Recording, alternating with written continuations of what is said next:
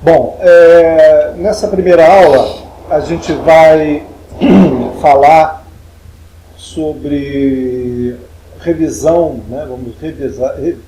Vamos rever a eletrostática e magnetostática para poder a gente iniciar, vamos dizer assim, todos os conceitos necessários para o curso de elerodinâmica.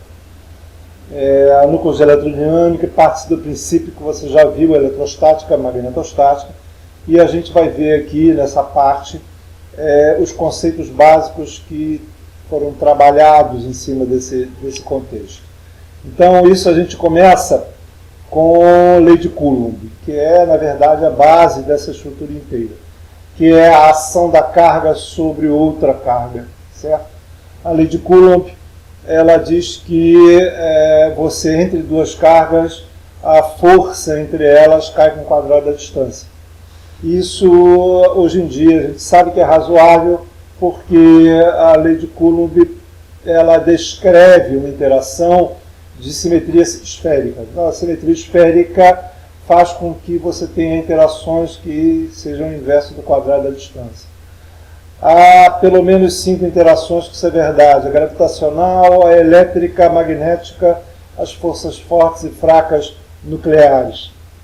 E a gente, claro, vai lidar com as forças elétricas e magnéticas nessa parte. Para a gente descrever o conceito, a gente tem nesta interação um campo que age sobre a segunda carga, e esse campo que age sobre a segunda carga ele é inverso do quadrado da distância. Está aí as construções matemáticas básicas da lei de Coulomb, que, na verdade, descreve esse tipo de interação. A primeira, claro, a carga pontual, a segunda, uma distribuição contínua de carga linear, a terceira, uma descrição de carga superficial, né, distribuição de carga superficial, e a quarta, a distribuição de carga volumétrica. E é dessa forma que você constrói os campos elétricos, eletrostáticos, a partir da presença de uma distribuição de carga. Da lei de Coulomb a gente constrói, chega ao que a gente chama de lei de Gauss. A lei de Gauss diz o seguinte: se eu tenho a presença da carga em uma determinada região do espaço, essa carga gera campo elétrico em todas as regiões. Como essa distribuição ela parte da carga para o infinito, ou do infinito para a carga, tanto faz, ele é um campo divergente. E esse campo divergente tem como característica matemática básica: se você monta uma superfície fechada, imaginária, em torno dessa carga, o fluxo do campo elétrico através dessa superfície ele é proporcional à quantidade de carga que está dentro da superfície. É isso que basicamente nos diz a lei de Gauss.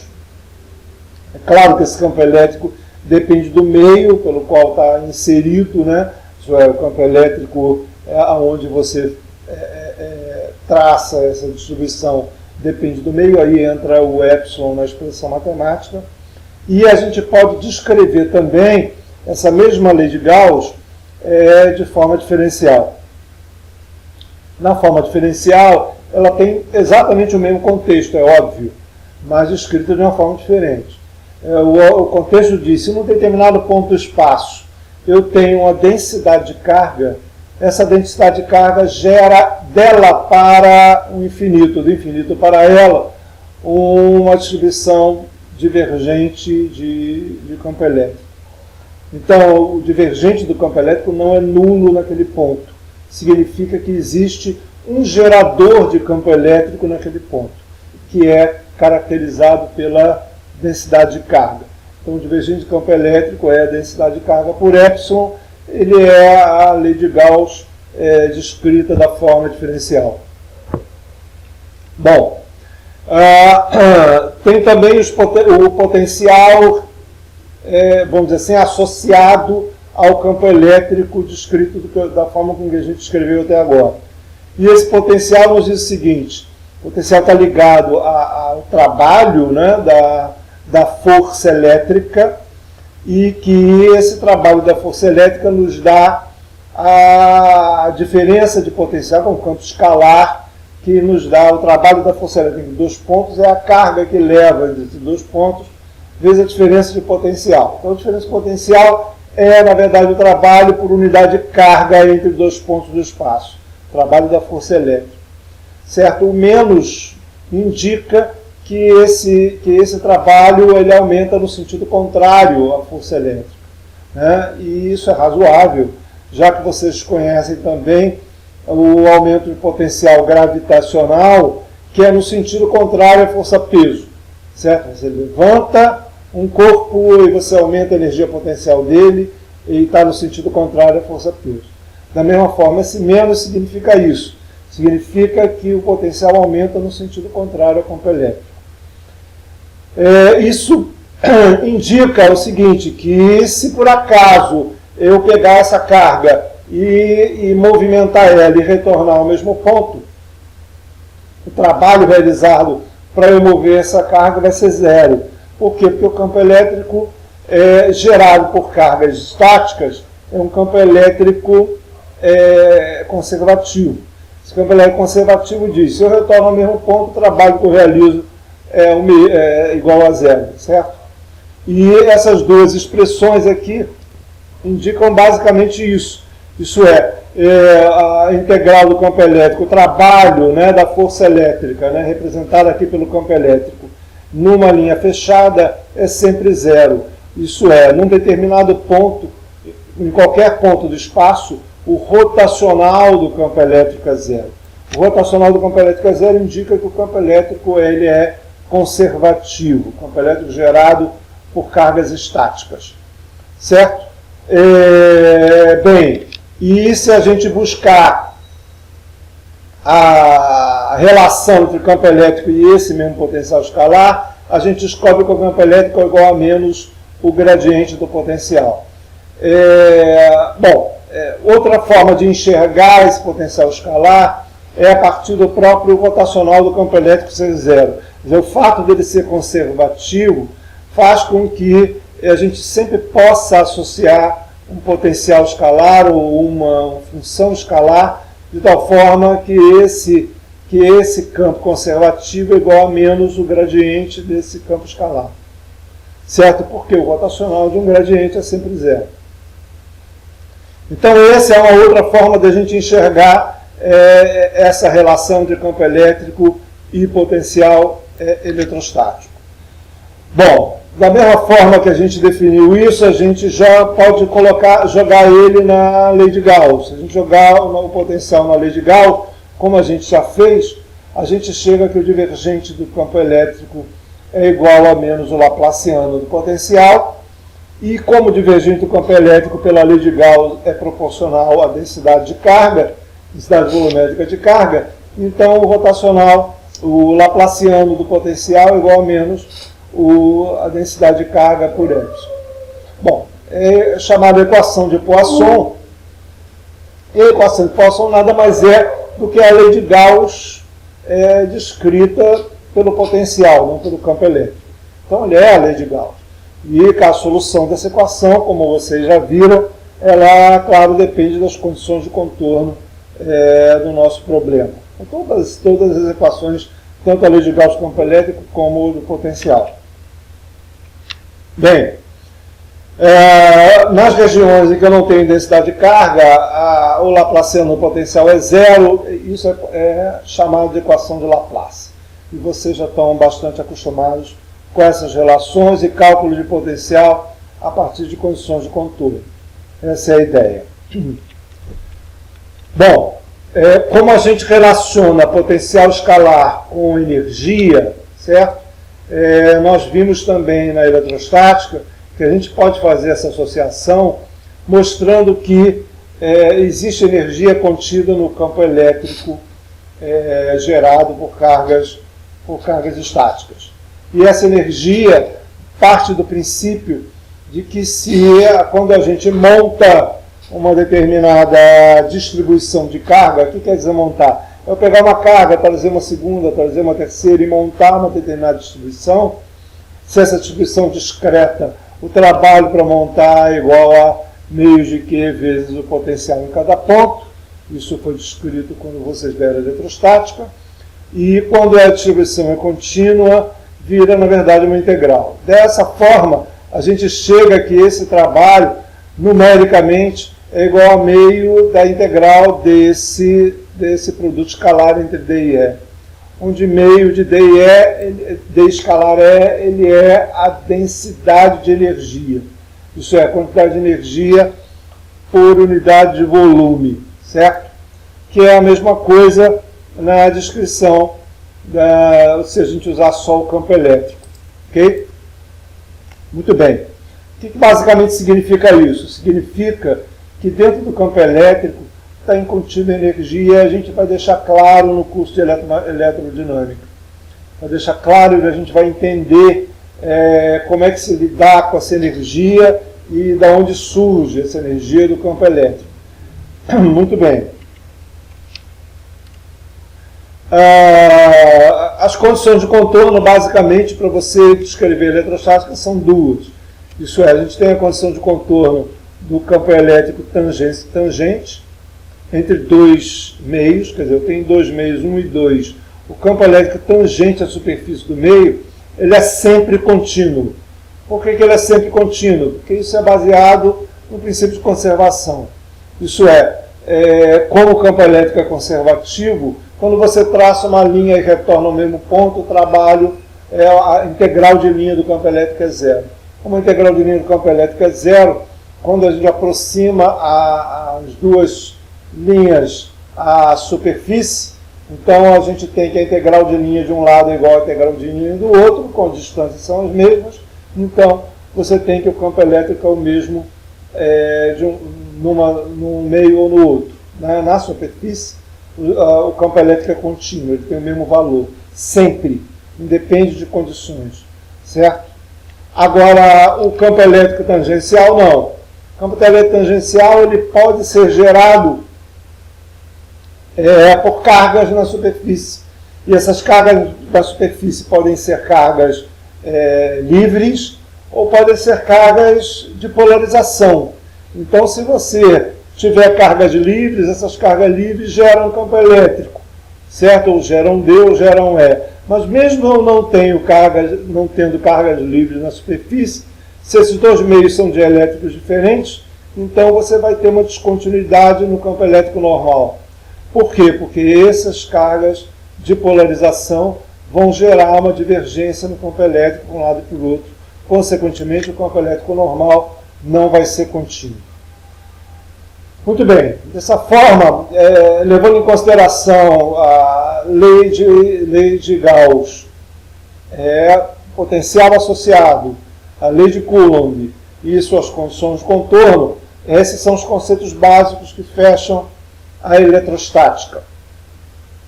A gente vai ainda rever algumas vezes no curso de eletrodinâmica ainda essa situação, mas esses são os conceitos que a gente precisa conhecer ou saber para a gente lidar com essa parte. Então, bom, agora a gente vai rever a magnetostática. Isso é, quando a carga está em movimento, essa carga em movimento gera campo magnético. E esse campo magnético ele é basicamente regido pela lei de Biot-Savart.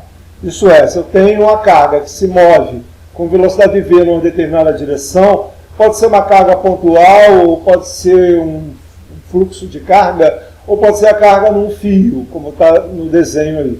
Essa carga no fio, em cada pedaço desse fio, as cargas desse pedaço geram um campo magnético em torno do movimento dele. Esse campo magnético em torno do movimento dele é perpendicular ao movimento, perpendicular ao vetor posição, e, consequentemente, o nosso campo magnético é circular em torno do movimento, e isso é descrito pela lei de Biot-Savart. E ele é inversamente proporcional ao quadrado da distância. Por quê? Porque, como é uma carga que está se movimentando e gerando, ele tem simetria esférica também. Bom, muito bem.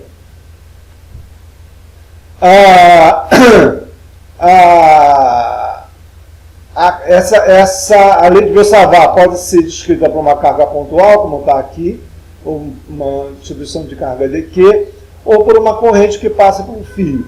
Seriam essas duas expressões aqui. Okay? Da lei de Biot-Savart, do mesmo jeito que a lei de Coulomb leva a lei de Gauss, da lei de Biot-Savart a gente leva a lei de Ampère. Certo? A lei de Ampère, ela nos diz o quê? Nos diz que se eu traço uma linha fechada, certo? Em torno de uma determinada região, se eu tiver corrente passando perpendicular a essa região fechada, essa linha fechada imaginária, essa linha fechada ela é imaginária, se eu tenho corrente que atravessa a superfície dessa linha, ela gera campo magnético em torno dela. E esse campo magnético em torno faz com que a integral de linha do campo magnético não seja zero. Isso é, seja proporcional à corrente que está atravessando essa área. Então, se eu tenho uma determinada distribuição de corrente num condutor, por exemplo, essa aqui é a seção reta do condutor.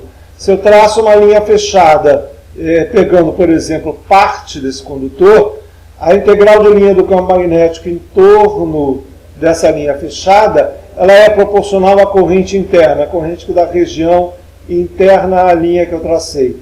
Isso é, nessa região em verde, certo? E isso nos dá, na verdade, uma relação entre o campo magnético e a corrente que o gera, que é a chamada lei de Ampère. Ok?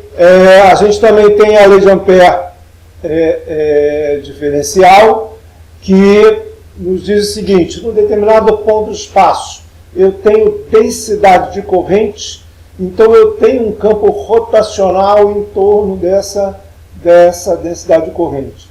E que é exatamente o que está descrito aqui. Isso é, se eu tenho um ponto, a densidade de corrente, então nesse ponto eu tenho um campo rotacional em torno dele. Como B igual a μH, significa que o rotacional de B vai ser μ vezes J. Da mesma forma que o campo elétrico, o campo magnético a gente pode associar também a um potencial, como a gente já viu.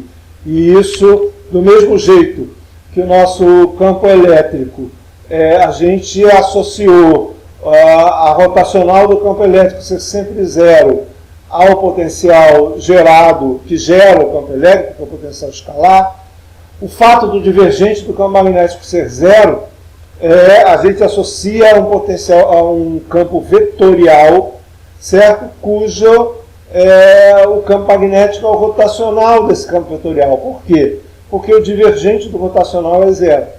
Então a gente sempre pode associar ao campo magnético um potencial, um campo, né, uma função vetorial, cujo campo magnético é o rotacional dessa função vetorial.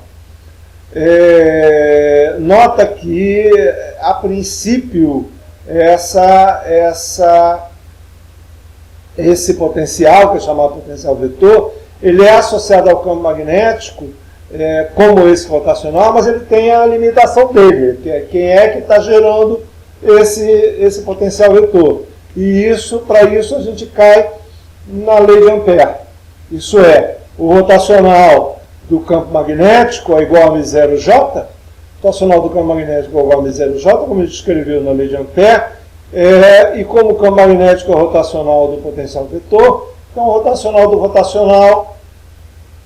do potencial vetor é igual a menos o laplaciano do potencial. Essa igualdade só é verdade se o divergente desse potencial for zero. Já vou falar sobre isso. Então, a gente cai no que a gente chama de lei de Ampère para o potencial vetor. É a lei de Ampère, mas em vez de a lei de Ampère usando o campo magnético, a gente usa o potencial vetor. Bem, o divergente de A igual a zero é, na verdade, uma estrutura de referência. Da mesma forma que no potencial escalar a gente tem uma referência, certo? É só a diferença de potencial que é uma grandeza física. No potencial vetor a gente tem essa situação também. A gente precisa buscar a referência do potencial vetor. E a gente busca através do que a gente chama de relação de calibre. e o divergente de H0 é uma relação de calibre. Então, é claro que isso é uma imposição para facilitar, na verdade, a lei de Ampère, a conta da lei de Ampère. Mas ela não altera o campo magnético, porque o rotacional do potencial vetor vai continuar sendo um campo magnético independente se a gente usa ou não a relação de calibre. Se é independente, então é melhor usar. Essa é a ideia das relações de referencial do potencial vetor. Bem, e as condições de contorno do campo magnético, para a gente usar a lei de Ampère? No caso, a gente tem a primeira relação, que é o campo magnético tangencial, aqui é o contrário do campo elétrico. O tangencial depende da corrente que passa pela superfície, né? Entre as duas superfícies. Então, entre duas superfícies, se eu tenho corrente que passa, isso cria uma descontinuidade no campo H. Agora, mesmo se eu não tiver corrente passando, pelo fato de eu ter dois meios diferentes, ou dois meios com a permeabilidade diferente, eu vou ter corrente de magnetização na superfície. E essa corrente de magnetização causa descontinuidade no campo B. Então, é exatamente essa aqui que está descrito. Ok? Agora, na componente normal, aí é o contrário. Na componente normal, o fluxo, né, de qualquer superfície que eu coloque aqui do campo magnético vai ser sempre zero, porque não existe monopolos magnéticos, né, como a gente já viu na magnetostática. Então significa que o campo normal, o campo magnético normal,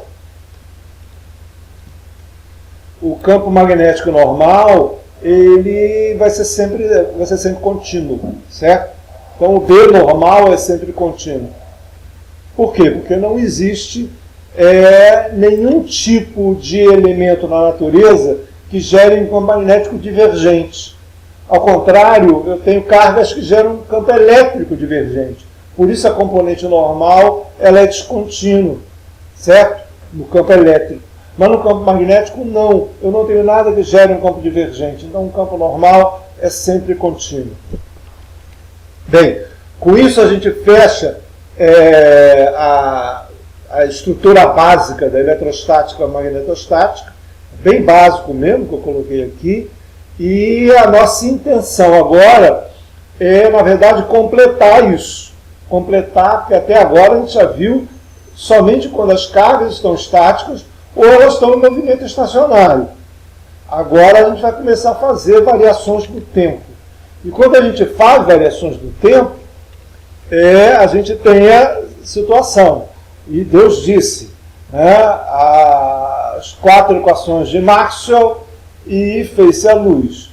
Isso quando a gente começa a fazer variações no tempo, quando a gente mostra que campo magnético variante no tempo gera campo elétrico, e campo elétrico variante no tempo gera campo magnético, a gente passa a ter situações pelo qual um vai gerar o outro, independente da fonte que o cria. E isso é o que a gente chama de onda eletromagnética. E a gente vai lidar exatamente com essas situações, onde a gente vai ter os nossos campos auxiliares D e H para nos ajudar. Com isso a gente tem a lei de Gauss, as equações de Maxwell, perdão. Com isso a gente tem as equações de Maxwell usando os campos auxiliares, é uma outra forma de escrever, é a mesma coisa. E, obviamente, as nossas condições de contorno para poder auxiliar os nossos problemas. Bom, a partir de agora a gente vai falar sobre variações no tempo. Vamos começar com o conceito básico de corrente, resistência, essas coisas. Vamos falar um pouco de circuito, certo? E vamos começar a lidar quando a corrente varia no tempo, a posição de uma carga varia no tempo, quais são as consequências desse negócio, certo? É isso que a gente vai começar o curso. Eu espero que vocês gostem e até a primeira aula do curso. Ok? Muito bem. É isso.